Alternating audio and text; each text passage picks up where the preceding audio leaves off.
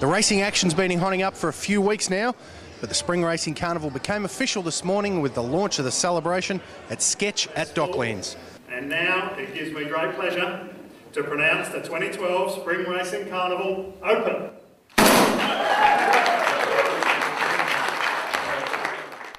Many of racing's biggest names are on hand to unveil the racing and fashion extravaganza, which takes in 115 meetings across 65 days, offering $50 million in prize money in Australia's premier racing state. We caught up with some industry participants to get their thoughts on what the Spring Racing Carnival means to them. You know, when you see those great races and, you know, all the excitement it brings to people and the jockeys and the trainers and all that, just how much it means to them. When you're with the backdrop of music, it's fantastic to look back on it. And I suppose, you know, I've experienced a lot of spring carnivals and now, and just you never get tired of it. It's certainly exciting every time it comes around. This is our grand final for the next 10 weeks. It's our grand final, so it's so exciting, and so far it's shaping up really well, and just hope I can have a little bit of luck and be really figuring in the finishes. Craig Williams won the Caulfield Cup and the Cox Plate last year, but his carnival ended in heartbreak when he missed the Melbourne Cup winning ride on Dunedin.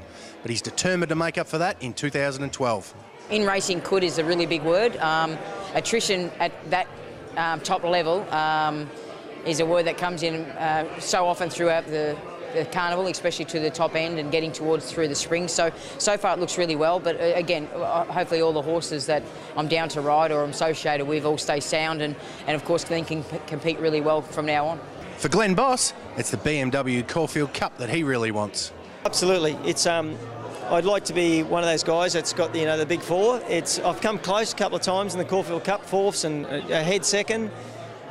It's a race I dearly love to win. The new season got off to a disastrous start for Michael Rodd and trainer Mark Kavanagh with the August injury to Atlantic Jewel, but the top jockey's confident they can still extract a few feature wins.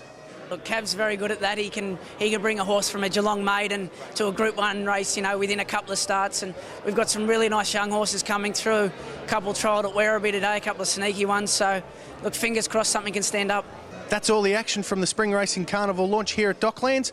The racing action kicks off tomorrow at Caulfield with Underwood Stakes Day. Remember, it's free entry, so get trackside.